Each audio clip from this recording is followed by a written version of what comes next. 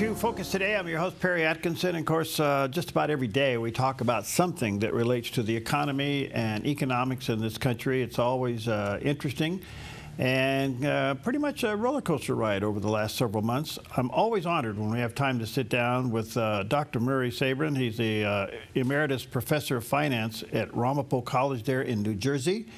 He's the author of several books, but his own autobiography, I think, is a must-read and very inspiring. From Immigrant to Public Intellectual, an American story, and it truly is. The professor does have a website, Murray Sabrin, S-A-B-R-I-N .substack.com, and there's the picture of the landing page of his website, again, murraysabrin .substack.com. Dr. Sabrin, good to see you, friend. How are you? Great to be with you, Perry. It's starting to get summer here in Southwest Florida. Hey, I see you got your MAFI hat on. Absolutely. Make Americans financially independent, the unfinished part of the American Revolution. Okay. Got a lot to talk to you about. Let me deal with the obvious. The market just skyrocketed yesterday afternoon and again today just on the rumor of maybe doing something with China. I didn't realize that it reacts so violently with just rumors. Well, this is the nature of our market, is that it's very sensitive to news. And we've seen that happen since Trump got elected, or I should say even got inaugurated 3 months ago. The market is based upon earnings, which is the fundamental part of the stock market, and the other is regulations, taxes, and of course tariffs. And now that Trump has announced that tariffs will be going up, the market didn't take too kindly, because it means that many companies will not be able to pass on these higher tariffs to their customers. And that means that profit margins will probably disappear, or they'll suffer losses. So they are not a happy lot, so to speak, because they want certainty, they want low taxes, and we know tariffs are a tax. Foreign companies don't pay it, foreign countries don't pay it. It's the American importers that pay it, and the retailers. So we have a situation where tariffs are another example of a tax. And since I wrote a book that was published 30 years ago on how to create a tax-free America, tariffs to me is just another way of the federal government getting revenue, that we need to downsize the federal government, and that would be more to help the American economy than tariffs that Trump is proposing. So using tariffs as a negotiating tool, I mean, I understand they're a tax. I understand that the consumer at the end of the day pays for everything. But using it as a negotiating tool, has this been successful? Not really, because during the 1930s, countries imposed huge tariffs in order to protect their home industries during the Great Depression. And world trade really dropped precipitously, and it created a lot of tension between the United States and Europe and the European countries. And Cordell Hull, in his memoir, who was Secretary of State during the FDR administration in the 1930s, wrote that he believed that the tariff conflicts was one of the reasons that we had World War II, because the old adage is, when nations don't allow goods to cross their borders, then armies tend to cross their borders. And that's what we have. That's what we learned from history, is that tariffs are a way of countries, quote, protecting their industries. But what they do is they make everyone poorer. Okay, in the meantime, the president's been pretty critical of the Feds not lowering rates in order to combat the potential inflation that tariffs would create. We're right in the middle of that tug of war. Where do you think it goes? Well, it's interesting that if tariffs are, quote, inflationary, the last thing you want the Federal Reserve to do is pump more money into the system, which would cause the inflation, since the Fed was created in 1913. So I don't know what economic theory he's using to point out that the Federal Reserve should lower interest rates. And by the way, they don't lower interest rates by waving a magic wand. They lower interest rates by pumping reserves into the system, which makes the banks flush with cash, and they in turn lower interest rates in order to make more loans. So Trump has it backwards, that if you're going to have quote, an inflationary tariff policy, then the Fed should raise interest rates to combat the inflation that's coming down the pike. So again, I don't know who's whispering into Trump's ears, but he's getting some really bad advice on Fed policy. And that's another point that no one is talking about. I have to look through the Federal Reserve Act of 1913 to find out, does the Federal Reserve have the legal authority to manipulate interest rates? Because that's what they've been doing since the Fed was created. And of course, it's led to destabilized economic conditions. It gives us the boom bust cycle, which I wrote about in a book that was published a few years ago called Navigating the Boom Bust Cycle. And of course, my book on the Federal Reserve, Why the Federal Reserve Sucks. It causes inflation, recession, Mhm. and enriches the 1%. So the track record of the Federal Reserve is not conducive to sustainable economic activity. It's a destabilizing institution, and it causes inflation. Okay, I want to stick on this just for a moment. Could the feds be eliminated? Absolutely. We listen. The country didn't have a central bank. At least the attempts would try to make a central bank throughout the 19th century, and they all failed. And of course, President Jackson, vetoed the second bank in the United States, which was a quasi-central bank, and the country boomed during the 19th century, not because of the government's attempt to create central bank and manipulate money in banking. It's because of the great entrepreneurship that took place, the great capital formation that occurred, which allowed people to invest in the infrastructure of the U.S. economy that gave us all the great industries after the Civil War, the war between the states, and that is the foundation into the 20th century. And then, of course, we got all the great technological developments since 1900, mass production of automobiles. We got the radio, the telephone, and look what's happened in the last 30 years with all the great innovations that have taken place since then. It's not because of the federal government, it's because of capital formation, which is the foundation of sustainable economic activity. So at the end of the day, the feds is really a headache to capitalism. Absolutely. I think that's a good title for a book. The Federal Reserve, A Headache for Capitalism, because that really puts it in a nutshell that it's not more money that creates wealth. It is investment that creates wealth. It's savings that creates wealth that you need for the capital markets. And that's what the capital markets are for: the stock market, the bond market, the money markets. That's where savings gets channeled to corporations and businesses so they can do what they do best, which is provide goods and services to the American people. So how would we go about getting rid of the feds? Is that a congressional thing, or how would we do that? Well, I think it would be a congressional thing. You'd have to have a commission where you would have to remember at one time the old adage was the dollar is as good as gold. And so my preference is we go back to a gold standard, get rid of the Fed and have the Treasury make sure that the dollar is as good as gold. And that's a technical a technical exercise that has to be done by the monetary experts in order to see what would the value of the dollar be in terms of gold. Because at one time it was $20 an ounce, Mm. $35 an ounce, and now gold is about $3,000 an ounce. So the question is, what is the right quote price for the dollar? What should the value of the dollar be in relationship to gold? And that's something that the monetary specialists can work out. By the way, Steve Forbes kind of echoes what you're saying here. He said this the other day, and of course, day before yesterday, he was basically saying what you're saying, and the market dumped that day. The following day, they announced that they may be talking with China. It goes the other direction. But Steve Forbes kind of saying what you say. So let me ask you this, a little bit sticking with the feds. Has it been politicized? That's a great question because we know that presidents love easy money, which means low interest rates artificially induced by the Federal Reserve.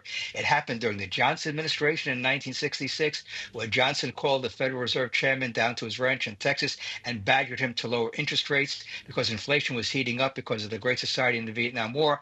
Nixon, of course, wanted low interest rates when he imposed wage price controls for his reelection in 1972, and Arthur Burns, the chairman, made sure that happened. Jimmy Carter wanted low interest rates, and G. William Miller at the Fed lowered interest rates and gave us the inflation of the late 70s. To his credit, though, Ronald Reagan and Paul Volcker. Volcker was put into office by Jimmy Carter. He raised interest rates in order to break the back of double-digit inflation in the early 80s. And of course, inflation went from 12% down to 3%, and that helped ignite the 1980s boom.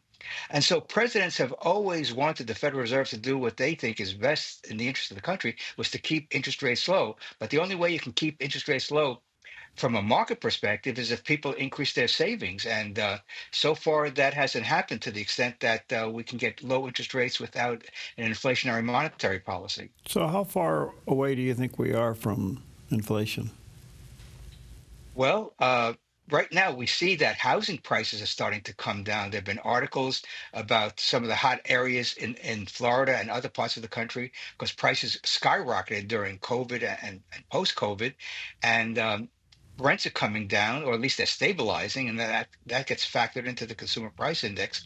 But inflation is always a problem because prices are going up for certain things that are either in short supply, or the money that's sloshing around the economy tends to raise prices. So again, it's hard to get inflation down to zero if you keep pumping money into the economy. And that's what the Fed has been doing for the past year or so. So I expect inflation to accelerate next year because there's always a lag between the money that's created and the time it impacts prices. Okay, to your point, Professor, I've been, at least here on the West Coast, we haven't seen gas go down. It's just not happening. The energy prices are still very, very high. And it seems to me everybody's hiding behind the price of eggs. Yeah. But really, if we don't get energy prices down, then all this stuff that's going on almost seems to be a sideshow, because that, to me, is the driver.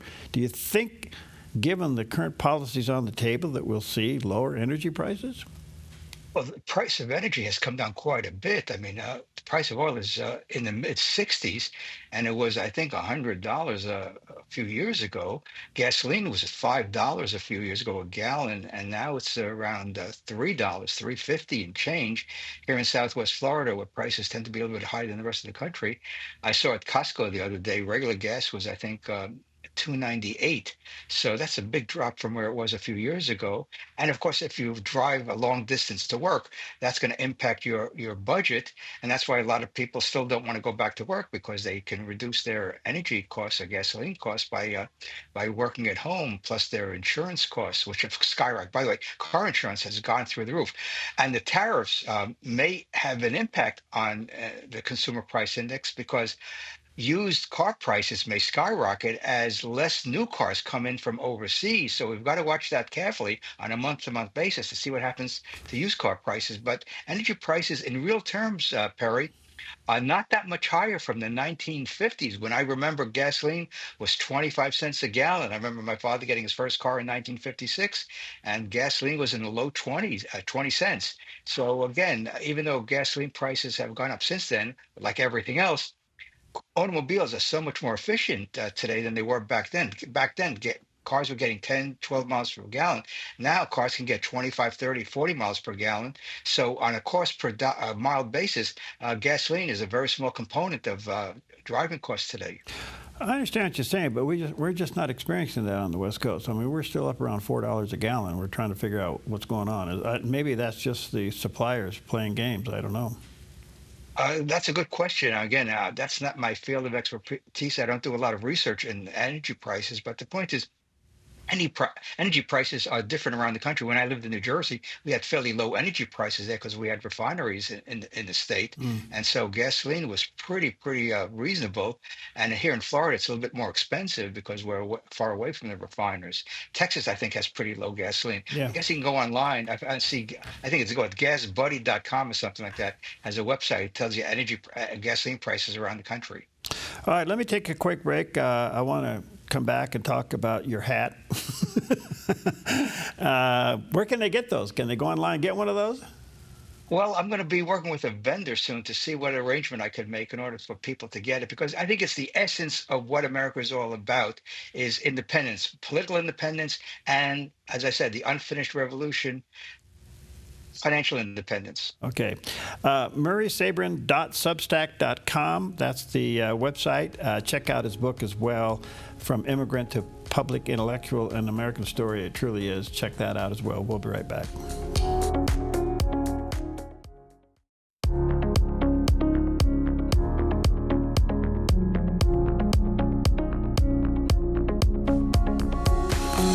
Okay, welcome back. Always an honor to have with us Professor Murray Sabrin. He's the Emeritus Professor of Finance there at Ramapo College in New Jersey. He's the author of several books, many of which he's mentioned. His autobiography, I think, is a very inspiring read. It's called From Immigrant to Public Intellectual, An American Story. He does have a website, murraysabrin.substack.com. And Professor, where can they get your previous books? They're all on Amazon. My first book, Tax Free 2000, the original copies are not there. Someone put a new cover on it. The original cover is another Statue of Liberty. You can see it right in the background here. Oh, yeah, right. There it is, right there. All my books are there. All my 6 books are there, from Tax Free 2000 all the way to my memoir, and all the books in between. And healthcare is another important issue that I've been writing about, because the American medical care system is a real mess. It's so expensive. We have the highest costs in the world, and the quality is not what it should be, given what the American people are paying for medical care in the United States. Yeah, I do want to talk to you about that. But I want to talk to you first about Make America Financially Independent. You've been very visionary in this and very accurate about this. Give us the fundamentals of it first. Well, here's the point that no one's talking about on the cable stations, on in the media, namely that the federal government, the federal budget, has expenditures that are not authorized by Article 1, Section 8 of the Constitution.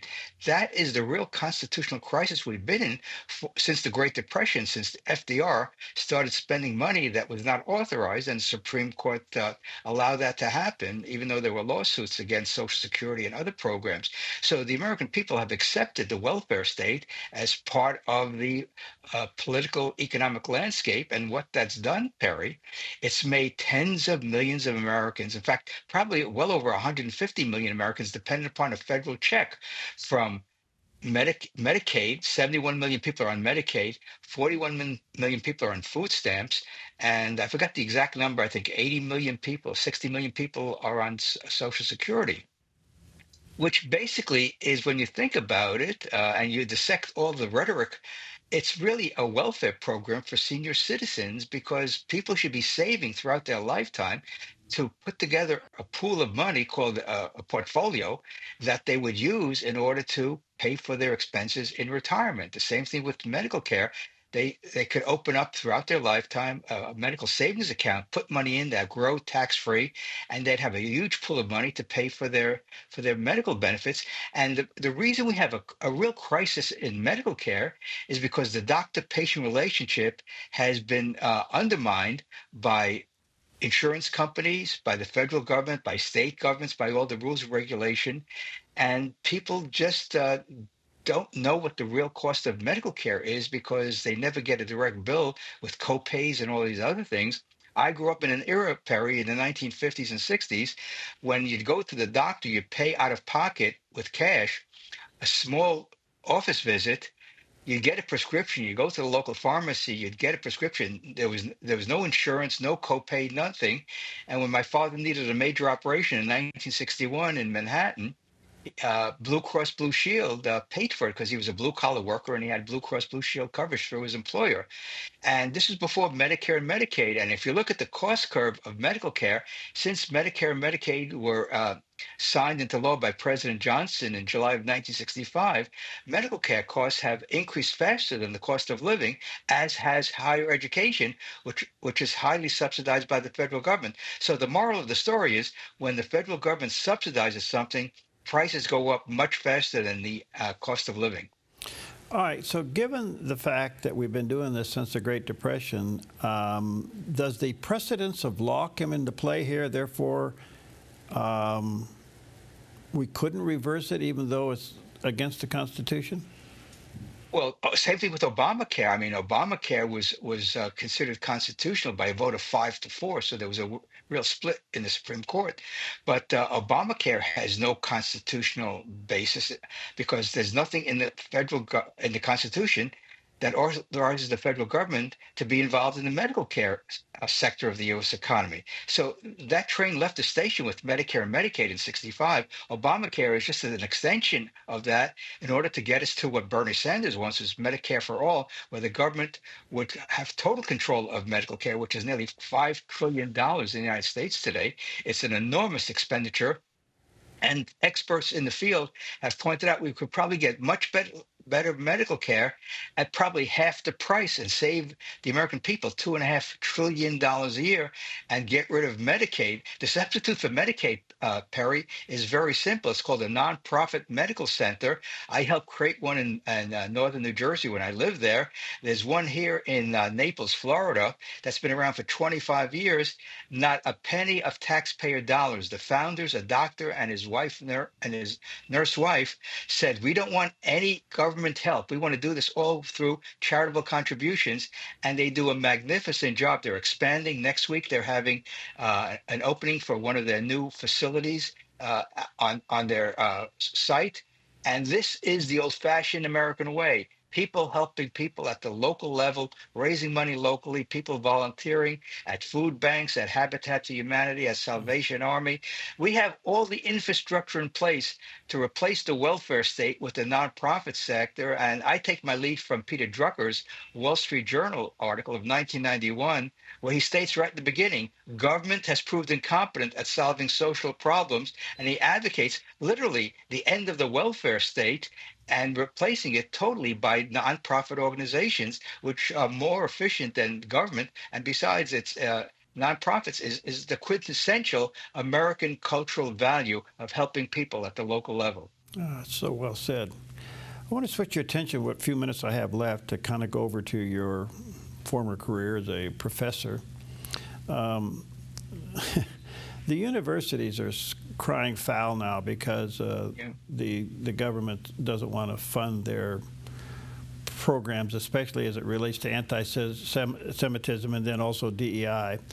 Um, how much of the higher education budget is money from the government versus just tuition? I don't know the exact numbers offhand, but the point is, I've been advocating this for a long time. Make Americans financially independent. That includes the nonprofits. It includes state and local governments, colleges, universities, corporations. Anyone that gets a check from the government is really not getting a check from the government. They're getting a check from the taxpayer, because the government doesn't have its money unless it first taxes the people or borrows from the financial markets. So we need to restructure the United States economy toward liberty and freedom. That's what the Declaration says: life, liberty, and the pursuit of happiness. And to me, that means that people are independent financially. And if they don't have the means, they have the nonprofit sector at their disposal in their local community to help them with housing, with food, with clothing, and all the other things that people need as part of their needs of being a human being. And so college and university is a great example of government involvement, which has raised costs over time. Like I said, for the past 30, 40 years, as more and more federal dollars have gone into the colleges and universities, tuition has skyrocketed faster than the cost of living. So we need to cut that umbilical cord, if you will, and make colleges and universities financially independent. They're tax exempt organizations. So if people donate to them, people get a tax deduction to reduce their taxes. So I would prefer a tax credit for all nonprofits. This way, we can make that seamless transition from big government to the nonprofit sector, and local institutions would solve problems at the local level and without the federal and state government's involvement. So is the president onto something here? I mean, if he's going to withhold fundings to stop anti-Semitism and DEI, he's opened the door for this, hasn't he? Absolutely. I mean, I applaud him for that. The problem with what he's doing, I think, is that he's doing it in a very unsystematic way. He should make a statement to the American people that since these institutions are nonprofit, tax exempt organizations, they should raise the money from the public, from foundations, from the business community to do what they do best. And then we would have a market test. If parents and students don't like what Harvard or any of the Ivy Leagues or any of the big schools are doing, they won't show up and pay the tuition. And tuition needs to come down because it's outrageous that you need to take these huge loans in order to go to college. So again, Trump is onto something, but he hasn't done it in a very systematic way. And I wish he would stand up and say, like Bill Clinton did in his State of the Union address in 1996, the era of big government is over. And he should channel what Democrats have been saying. Jimmy Carter with deregulation in the 70s, Bill Clinton in 1996 with big government is over, and what JFK said about tax rates, they're too high back in the 1960s. He should channel all the great statements by Democrats, and he should channel what Thomas Jefferson said, which is probably one of the most important statements that any president has stated. He said, quote, to compel a man to furnish funds for ideas he abhors and disagrees with is sinful and tyrannical. In other words, freedom of conscience is one of the great pillars of American society, and the government should not tax you to pay for things that go against your conscience. That's just a very simple precept of humanitarianism and sound government. Gosh, you're amazing. We're out of time, but I do want to pick up this healthcare thing with you, because I think the atmosphere is ripe for two things: revisiting that whole subject, and quite frankly, looking for another way to abolish the federal income tax. Well, that's what I wrote 30 years ago on how to create a tax-free America in the 21st century. And again, if Trump comes out with a coherent statement showing that both Republicans and Democrats, and put on his presidential cap rather than his Republican presidential cap, he could make the case to the American people that local solutions are the best way to address issues for people at the local level. And I think if he does that and stop talking about sleepy Joe Biden, I mean, every time he mentions sleepy Joe Biden, I go to sleep, because Biden is long gone. Let's talk about the future and how to make America financially independent. All right, good to see you. MurraySabrin.substack.com. Check that out. Check out his personal book, From Immigrant to Public Intellectual, An American Story. And at his website or online, you can check out his previous books as well, as a former professor of finance. Good to see you, Dan. Well, you're the president Great to be with, of your own mind there. Perry. That's okay. That's okay. Good to see you. Thanks. Take care.